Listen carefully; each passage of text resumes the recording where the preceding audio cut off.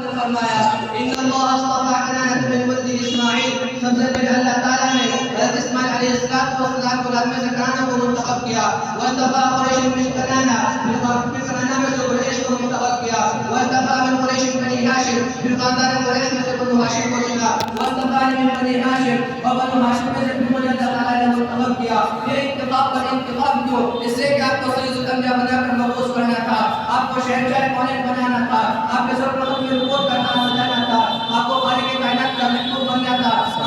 آپ کو ساری دنیا کا امام بننا تھا۔ اس نے قدرت کے شروع سے آپ نے صدام نہیں کیا۔ اسلام کے غریبوں و نوجوانوں، دنیا کے خوش نصیب پر اللہ حلیمہ فرماتی ہے کہ حضور صلی اللہ علیہ وسلم ایام نبوت میں بھی کبھی پر ہلانے کو پسند نہ فرماتے۔ جب قبر آپ کے تن مبارک سے ہٹ جاتا تو آپ روتے و بے چین ہو جاتے، جب تک کہ قبر آپ کو ڈھک نہ دیا جاتا تھا، نہ خود سوتے اور نہ کسی کو سونے دیتے۔ آپ کو اس کے سینے میں جلدی سے اور میں تنہائی سے آ آتی تھی اور کیسے ان کو آر نہ آئے جن سے ملائکہ بھی شرم کرتے ہو، جن پر علماء رحمت کا فرشتے پروان نوار گردش کرتے ہو، جن کے مقدر میں پوری کائنات کو شرم و حیا کا درس دینا تھا۔ حلیمہ کو کیا معلوم کہ بچے سارے انسانیت کو وحدانیت کی طرف وحدانیت کا درس دینے آیا ہے، اور کسی کیا معلوم کہ بچہ سارے کائنات کو صدا و کمال کا لباس پہننے آیا ہے، اور کسی کیا معلوم کہ دنیا کا دور یتیم سارے پکوانوں کا امام کرنے آیا ہے۔ حضرت حلیمہ رضی اللہ عنہا فرماتی ہے کہ حضور صلی اللہ علیہ وسلم کا ہزار بھائی گھر سے باہر نکل کر بچوں کے ساتھ کھیلنے میں مصروف ہوتے، جب آپ صلی اللہ علیہ وسلم کی نظروں پر پڑتی تو وہ ہاتھ پکڑ کر فرماتے ہم اس بیکار کام کے لیے پیدا نہیں ہوئے،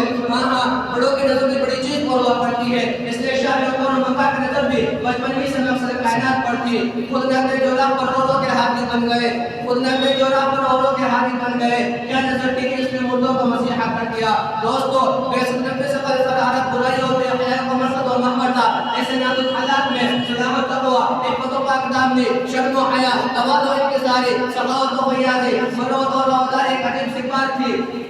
کھیل کود ناچ گانا حرام کاری بت پرست اور دیگر تمام لغویات کے شروع سے آپ کو تنفیر کیے، اس لیے کبھی کبھی مطالب اپنی خوبیاں بتوں سے نفرت دیکھ کر سب ناراض ہو کر ہمیں کا اظہار کرتے۔ حضرت ام ایمن سے روایت ہے کہ قریش کا ایک بت تھا جس کا نام بوانا تھا، قریش اکثر اس کے پاس حاضری دیا کرتے، اس کی بے حد تعظیم کرتے، سر منڈاتے، اس کے نام پر قربانی کا جانور ذبح کرتے، سر منڈاتے اس کا طواف کیا کرتے تھے۔ ابو طالب اپنی قوم کے ساتھ ایسا حاضری دیا کرتے اور اس کی پرستش کرتے، چنانچہ ابو طالب حضرت رسول سے کہا کرتے تھے کہ آپ کے ساتھ ایک میں شریک ہوا کرے مگر آپ ہمیشہ کا فرما دیا کرتے۔ آخر ایک مرتبہ ابو طالب کو بڑا غصہ آ گیا، ام ایمن کہتی ہے کہ اس نے میں نے دیکھا کہ آپ کی بھومیا میں خطرناک ہو رہی تھی اور کہنے لگی تم جو ہمارے محبتوں سے اس کا نفرت کرتے ہو ہمیں تو تمہاری طرف سے ڈر ہو گیا ہے۔ محمد کیا تم یہ نہیں چاہتے کہ اپنے قوم کے ساتھ ان میں شریک ہو اور مجھے میں اضافہ کرو؟ فہم اسرار ہوتے تمام افواد کی ناراضگی کی وجہ سے ایک دن حضور صلی اللہ علیہ وسلم قوم کے ساتھ چل پڑے، کون؟ کوئی جو ساری انسانیت کو وحدانیت کا درس دینے آیا تھا،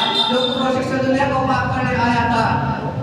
جو خود پرستی سے سارے لوگوں کو نجات دلانے آیا تھا، آج اپنے گھر والوں کے ساتھ خودوں کی محفل میں بنانے جا رہا ہے، لیکن قربان نظر انتخاب پر حضرت محبوب کی رب و حقیقت مسکرا رہی تھی۔ خدا نے آپ کی پوری حفاظت کی۔ وہ دن آپ صلی اللہ علیہ وسلم مجمع سے غائب رہے، اس کے بعد جب آپ صلی اللہ علیہ وسلم پر تشریف لائے تو آپ کا چہرہ انتہائی خوفزدہ اور پریشان حال تھا۔ مومنوں نے پوچھا محمد کیا بات ہے اتنا خوفزدہ کیوں؟ آپ صلی اللہ علیہ وسلم نے فرمایا مجھے ڈر ہے کہ مجھے بھوت پریت کا سایہ ہو گیا ہو۔ مومنوں نے کہا نہیں ایسا نہیں ہو سکتا، تم نیک مزاج اور نیک خصلت ہو، تم میں بڑی خوبیاں ہیں، مگر تم یہ بتاؤ تم نے دیکھا کیا؟ آپ صلی اللہ علیہ وسلم نے فرمایا جب بھی میں بوانا لوگ کے قریب جاتا میرے سامنے ایک سفید رنگ کا اور بہت بدعور آدمی ظاہر ہوتا جس کو میں پہچانتا نہیں، وہ پکار کر مجھ سے کہتا محمد پیچھے ہٹو، اس کو ہاتھ بھی مت لگانا۔ ہائے ہائے پیغمبر کی شانی میں نگرانی تھی، بولا بالا معصوم زبان، چمکتا ہوا چہرہ، شرم و حیا کے پیکر، صدق و امانت کے محمد اور رسولوں کے سردار۔ لیکن ابو طالب کو کیا معلوم، آپ کی خوبیوں کو کیا معلوم، مکہ میں رہنے والوں کو کیا معلوم، خاندان قریش کو کیا معلوم، اور کسے کیا معلوم کہ یتیم نہیں تو یتیم ہے،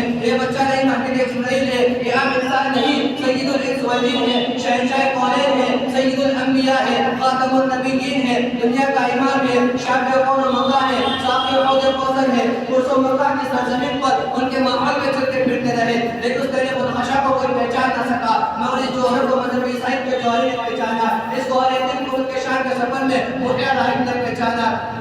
اس دانا روزگار کو شاکی کو سفر میں راہب نے پہچانا، اس سکتہ روزگار کو بے زبان شجر حجر نے پہچانا، اس محبوب خدا کو مقرم ملائکہ و فرشتوں نے پہچانا۔ آپ چلتے پھرتے تو